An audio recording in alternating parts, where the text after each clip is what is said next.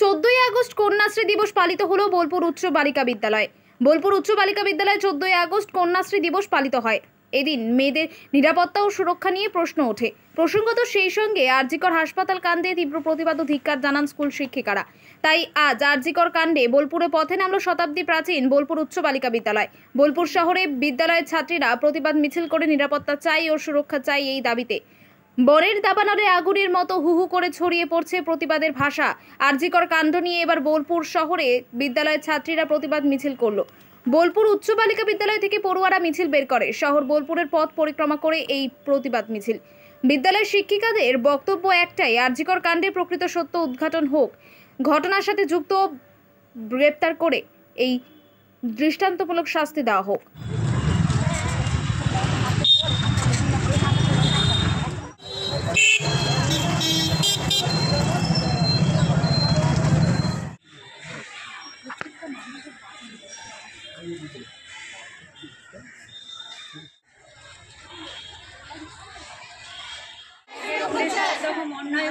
সব রকম অন্যায় অত্যাচারের বিচার চাই।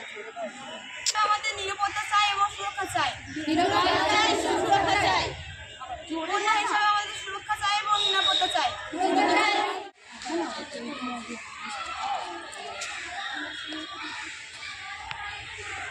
বেরোলে একটা নিরাপত্তার দরকার। কোনো মেয়ে রাস্তায় বেরোলে সেটা পায় না, কিন্তু ওটা সবারই বুঝে একটু দরকার।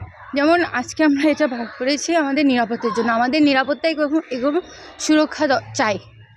Thank you. নাফিজা খাতুন। আর চারিদিকে যে ঘটনাগুলো হচ্ছে ওগুলো বন্ধ হওয়া। আচ্ছা, আজকে একটা কন্যাশ্রী দিবস উদযাপন করা হয়।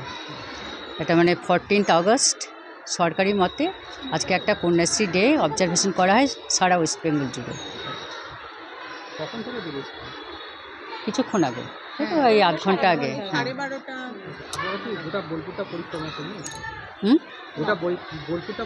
না না না না, চৌরাস্তা অবধি পরিক্রমা করা হয়েছে। কারণ মেয়েদের সেফটি সিকিউরিটির একটা বিষয় থাকে, তো ওরা জাস্ট বাইরে গিয়ে একটা মানে প্রচার করে এলো যে নারীদের সুরক্ষা এবার নির্যাতনের প্রতিবাদে ওরা বলতে চাইছে নারীদের সুরক্ষাটা কতটা দরকার।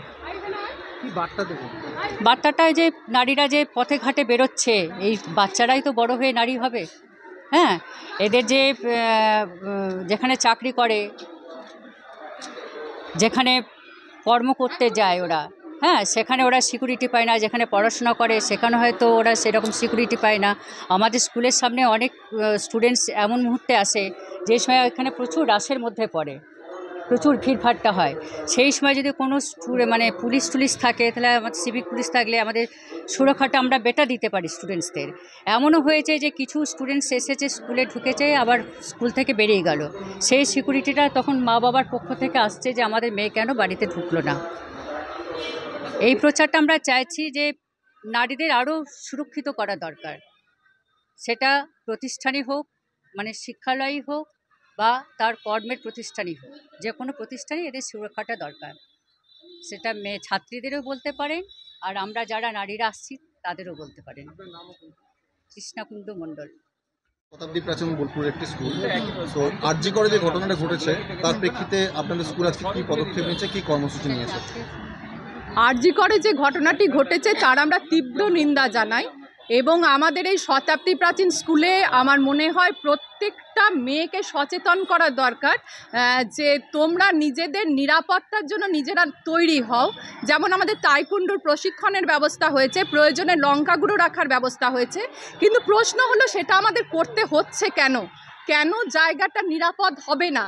আর দ্বিতীয়ত হচ্ছে, দেখুন, শাস্তি হলেও যে তার জন্য সমাজ বদলে যাবে এটা ভাবার কোনো কারণ নেই। তাহলে ধনঞ্জয় কাণ্ডের পর আবার কিন্তু এই কেসটা ঘটতো না।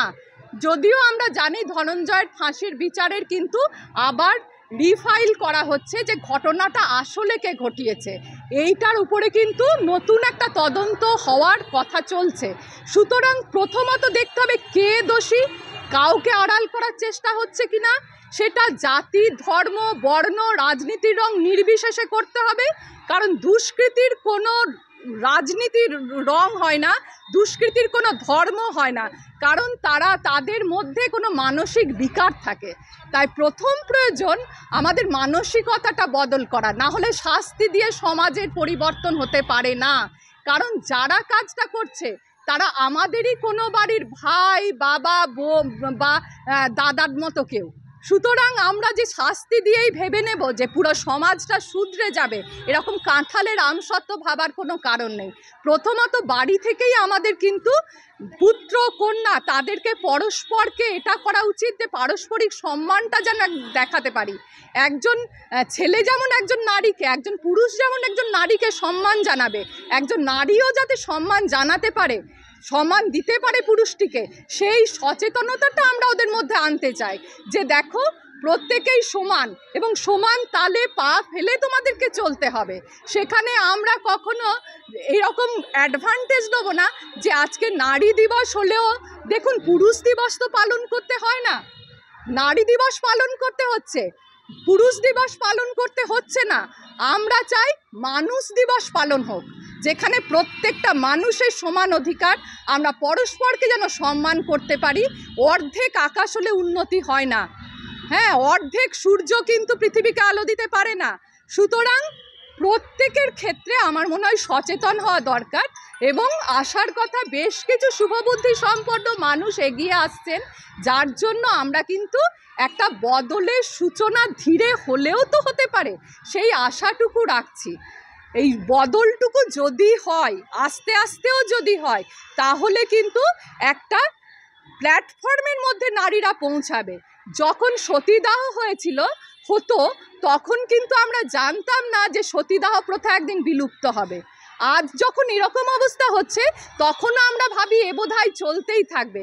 আমাদের মায়েরা আমাদের ছোটতে বলতেন সন্ধ্যের পরে বেরিও না। কেন বেরোবো না? আমার ভাই বেরোবে, দাদা বেরোবে, আমি বেরোবো না, কেন বেরোবো না? এই প্রশ্নটা প্রশাসনের কাছে আমি রাখতে চাই। ভালো জায়গাটা কোথায় সেটা যেন আমাদের খুঁজতে না হয়।